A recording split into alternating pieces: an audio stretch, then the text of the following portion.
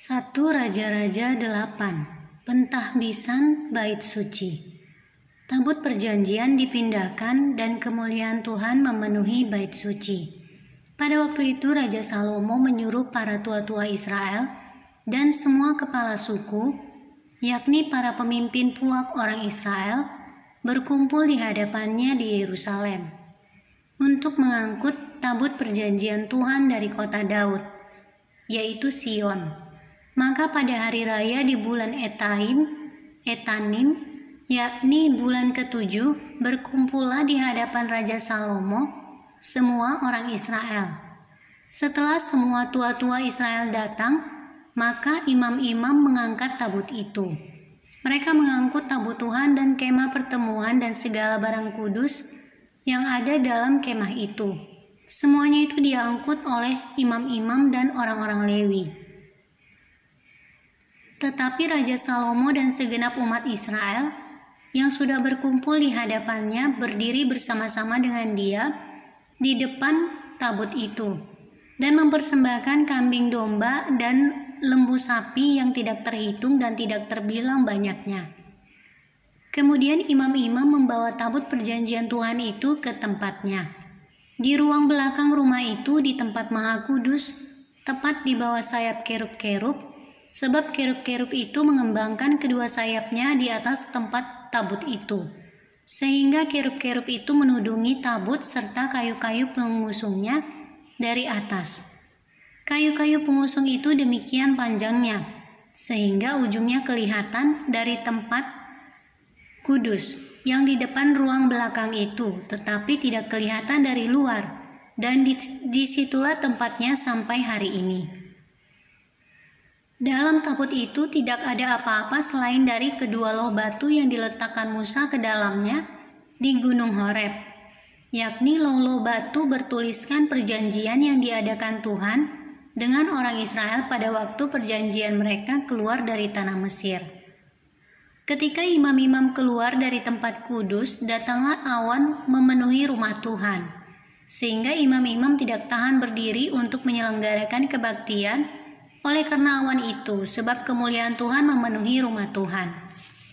Pada waktu itu berkatalah Salomo, Tuhan telah menetapkan matahari di langit, tetapi ia memutuskan untuk diam dalam kekelaman. Sekarang aku telah mendirikan rumah kediaman bagimu, tempat engkau menetap selama-lamanya. Tuhan menepati janjinya kepada Daud. Kemudian berpalinglah raja lalu memberkati seluruh jemaah Israel. Sedang segenap jemaah Israel berdiri lalu berkata, terpujilah Tuhan Allah Israel yang telah menyelesaikan dengan tangannya apa yang difirmankannya dengan mulutnya kepada Daud ayahku demikian. Sejak aku membawa umatku Israel keluar dari Mesir, tidak ada kota yang kupilih di antara segala suku Israel untuk mendirikan rumah di sana sebagai tempat kediaman namaku. Tetapi aku telah memilih Daud untuk berkuasa atas umatku Israel. Lalu raja melanjutkan, ketika Daud ayahku bermaksud mendirikan rumah untuk nama Tuhan Allah Israel, berfirmanlah Tuhan kepadanya, engkau bermaksud mendirikan rumah untuk namaku dan maksudmu itu memanglah baik. Hanya bukanlah engkau yang akan mendirikan rumah itu, melainkan anak kandungmu yang akan lahir kelak. Dialah yang akan mendirikan rumah itu untuk namaku. Jadi Tuhan telah menepati janji yang telah diucapkannya. Aku telah bangkit menggantikan Daud ayahku, dan telah duduk di atas tahta kerajaan Israel. Seperti yang difirmankan Tuhan, aku telah mendirikan rumah ini untuk nama Tuhan Allah Israel. Dan telah menyediakan di sana tempat untuk tabut yang memuat perjanjian yang telah diadakan Tuhan dengan nenek moyang kita ketika mereka dibawanya keluar dari tanah Mesir. Doa Salomo. Kemudian berdirilah Salomo di depan mezbah Tuhan di hadapan segenap jemaah Israel. Ditadahkannyalah tangannya ke langit lalu berkata, ya Tuhan Allah Israel, tidak ada Allah seperti Engkau di langit di atas dan di bumi di bawah. Engkau yang memelihara perjanjian dan kasih setia kepada hamba-hambamu yang dengan segenap hatinya hidup di hadapan-Mu. Engkau yang tetap berpegang pada janji-Mu terhadap hamba-Mu Daud ayahku, dan yang telah menggenapi dengan tangan-Mu apa yang Kau firmankan dengan mulut-Mu, seperti yang terjadi pada hari ini. Maka sekarang ya Tuhan Allah Israel, peliharalah apa yang Kau janjikan kepada hamba-Mu Daud ayahku, dengan berkata, keturunanmu takkan terputus di hadapanku, dan tetap akan duduk di atas tahta kerajaan Israel. Asal anak-anakmu tetap hidup di hadapanku sama seperti engkau hidup di hadapanku. Maka sekarang ya Allah Israel, biarlah kiranya menjadi nyata keteguhan janji yang telah Kau ucapkan kepada hamba-Mu Daud ayahku. Tetapi benarkah Allah hendak diam di atas bumi? Sesungguhnya langit, bahkan langit yang mengatasi segala langit pun tidak dapat memuat Engkau. Terlebih lagi rumah yang kudirikan ini. Maka berpalinglah kepada doa dan permohonan hamba-Mu ini ya Tuhan Allahku. Dengarkanlah seruan dan doa yang hamba-Mu panjatkan di hadapan-Mu pada hari ini. Kiranya mata-Mu terbuka terhadap rumah ini siang dan malam, terhadap tempat yang Kau katakan nama-Ku akan tinggal di sana. Dengarkanlah doa yang hamba-Mu panjatkan di tempat ini. Dan dengarkanlah permohonan hamba-Mu dan umat-Mu Israel yang mereka panjatkan di tempat ini, bahwa Engkau juga yang mendengarnya di tempat kediaman-Mu di sorga. Dan apabila Engkau mendengarnya, maka Engkau akan mengampuni. Jika seseorang telah berdosa kepada temannya, lalu diwajibkan mengangkat sumpah dengan mengutuk dirinya, dan dia datang bersumpah ke depan mezbah-Mu di dalam rumah ini, maka Engkau pun kiranya mendengarkannya di sorga dan bertindak serta mengadili hamba-hamba-Mu, yakni menyatakan bersalah orang yang bersalah dengan menanggungkan perbuatannya kepada orang itu sendiri, tetapi menyatakan benar orang yang benar dengan memberi pembalasan kepadanya yang sesuai dengan kebenarannya. Apabila umat-Mu Israel terpukul kalah oleh musuhnya karena mereka berdosa kepadamu, kemudian mereka berbalik kepadamu dan mengakui nama-Mu, dan mereka berdoa dan memohon kepadamu di rumah ini, maka Engkau pun kiranya mendengarkannya di sorga dan mengampuni dosa umat-Mu Israel dan mengembalikan mereka ke tanah yang telah Kau berikan kepada nenek moyang mereka. Apabila langit tertutup sehingga tidak ada hujan sebab mereka berdosa kepadamu, lalu mereka berdoa di tempat ini dan mengakui nama-Mu, dan mereka berbalik dari dosanya, sebab Engkau telah menindas mereka, maka Engkau pun kiranya mendengarkannya di sorga dan mengampuni dosa hamba-hamba-Mu, umat-Mu Israel. Karena Engkaulah yang menunjukkan kepada mereka jalan yang baik yang harus mereka ikuti. Dan Engkau kiranya memberikan hujan kepada tanah-Mu yang telah Kau berikan kepada umat-Mu menjadi milik pusaka.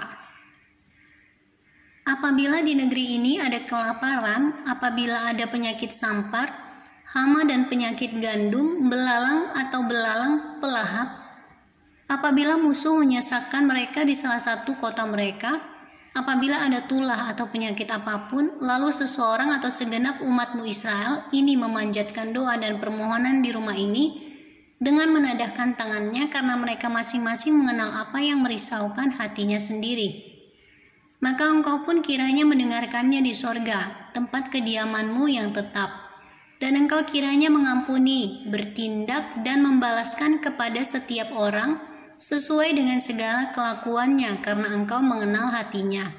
Sebab Engkau sajalah yang mengenal hati semua anak manusia, supaya mereka takut akan Engkau selama mereka hidup di atas tanah yang telah Kau berikan kepada nenek moyang kami.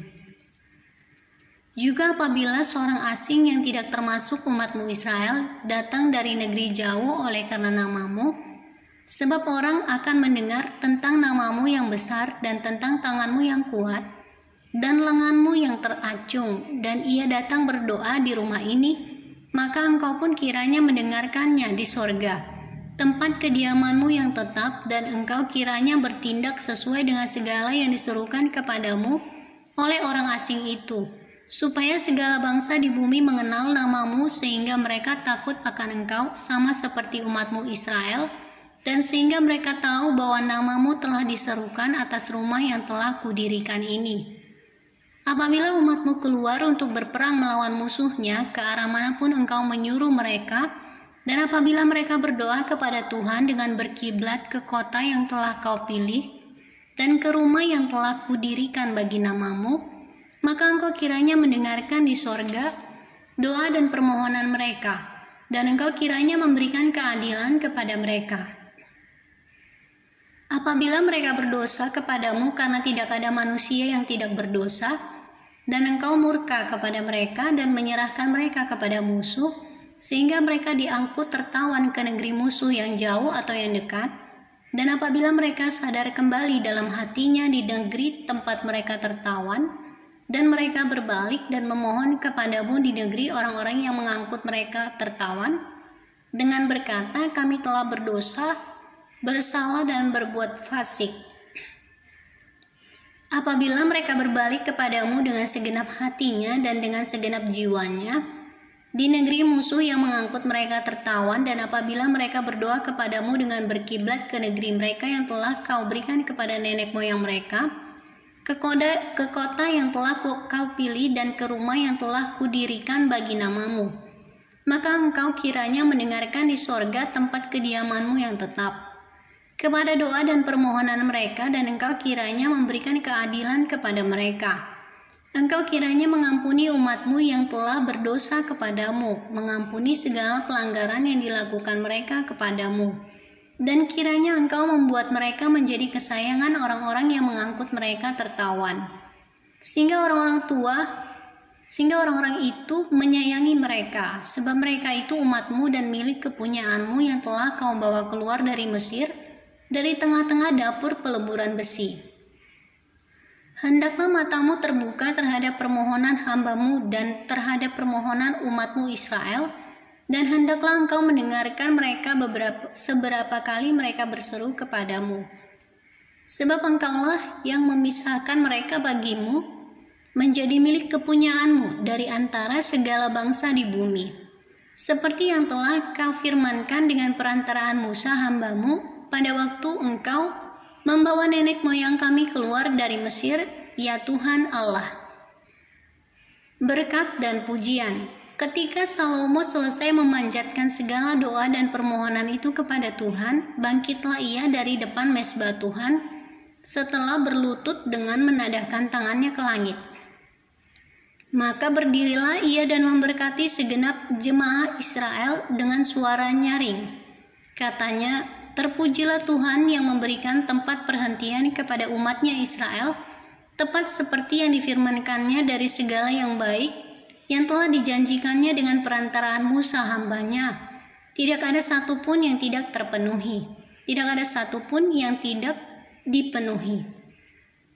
Kiranya Tuhan Allah kita menyertai kita sebagaimana Ia telah menyertai nenek moyang kita. Janganlah Ia meninggalkan kita, dan janganlah ia membuangkan kita, tetapi hendaklah dicondongkannya hati kita kepadanya untuk hidup menurut segala jalan yang ditunjukkannya, dan untuk tetap mengikuti segala perintahnya dan ketetapannya dan peraturannya yang telah diperintahkannya kepada nenek moyang kita. Hendaklah perkataan yang telah kupohonkan tadi di hadapan Tuhan, dekat pada Tuhan Allah kita siang dan malam, supaya ia memberikan keadilan kepada hambanya dan kepada umatnya Israel menurut yang perlu pada setiap hari. Supaya segala bangsa di bumi tahu bahwa Tuhanlah Allah dan tidak ada yang lain, dan hendaklah kamu berpaut kepada Tuhan Allah kita dengan sepenuh hatimu dan dengan hidup menurut segala ketetapannya, dan dengan tetap mengikuti segala perintahnya seperti pada hari ini. Korban pentahbisan dan perayaan. Lalu raja bersama-sama segenap Israel mempersembahkan korban sembelihan di hadapan Tuhan. Sebagai korban keselamatannya kepada Tuhan, Salomo mempersembahkan 22.000 ekor lembu sapi dan 120.000 ekor kambing domba. Demikianlah raja dan segenap Israel mentahbiskan rumah Tuhan itu. Pada hari itu juga raja menguduskan pertengahan pelataran yang di depan rumah Tuhan. Sebab disitulah ia mempersembahkan korban bakaran, korban sajian, dan segala lemak korban keselamatan. Sebab mezbah tembaga yang di hadapan Tuhan itu terlalu kecil untuk memuat korban bakaran, dan korban sajian dan segala lemak korban keselamatan itu.